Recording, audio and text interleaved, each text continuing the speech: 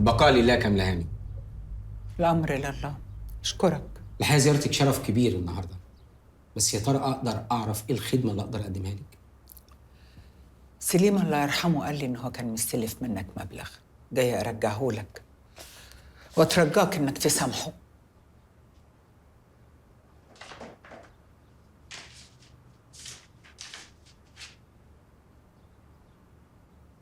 خير، المبلغ مش مظبوط؟ لا، هو الحقيقة في سوء تفاهم. سليم فعلا كان مديون لي بفلوس، والحقيقة هو جالي من فترة وقرر إنه يسدها كلها على دفعات، والحقيقة هو التزم وسدد كل الدفعات اللي عليه. يعني مفيش مديونية بينكم؟ مفيش أي مديونية يا مدام، والكلام ده كان من 6 شهور كمان، ودلوقتي كل اللي بينا خير وأنا مسامح. شكرا. والشيك ده بتاع حضرتك، اتفضلي يا هاني.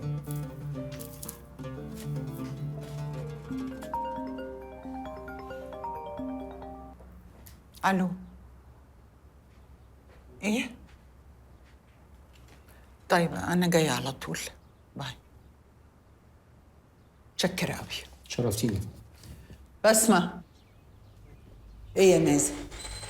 كلمتني تستعجلني ليه؟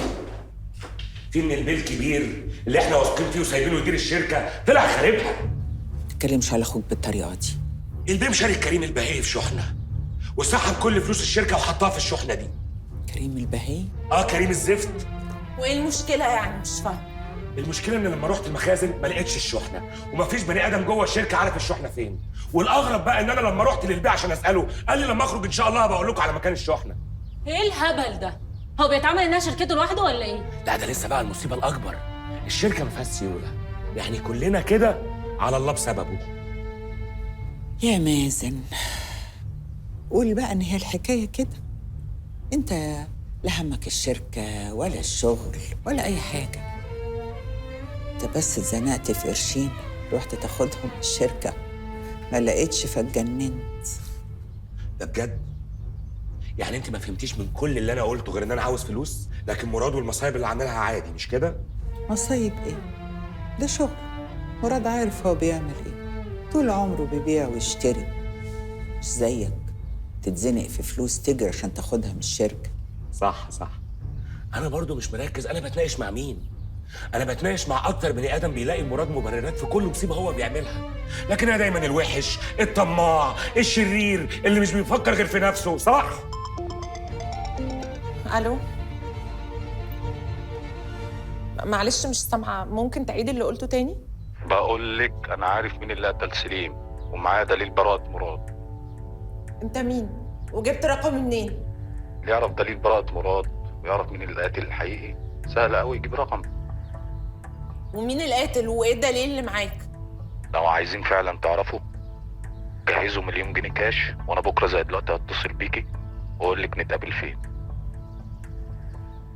لا على فكره انا مش هدفع اي حاجه غير اما تقول لي ايه الدليل اللي معاك. قفل. انا مش فاهمه حاجه. وايه اللي مش فاهم حاجه؟ ما هي باينه اهي. نصاب عاوز يشتغل.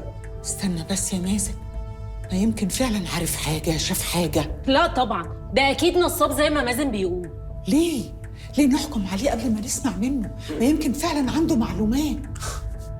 بتهزري ولا بتتكلمي جد؟ مين ده اللي نسمعه؟ هو اي حد يقول يا جماعه انا عندي معلومات نجيبه ونديله فلوس؟ ايه يا مازن؟ انت مش عايز تعرف مين اللي قتل سليم؟ ولا مش عايز مراد يطلع؟ لا طبعا. اكيد يعني عايز مراد يطلع، واكيد عايز اعرف مين اللي قتل سليم. الموضوع بس ان مفيش سيوله، انا لسه قايل لك هنجيب 1,000,000 جنيه منين؟ ما تقلقش، ساعتها انا هدفع من فلوسي. انا مستعد اعمل اي حاجه بس مراد يطلع ويرجع تاني في وسطنا في وسط عياله. لو كلمك تاني قولي له ان احنا مستعدين ندفع. يا رب بس المعلومات اللي عنده تطلع معلومات مظبوطه.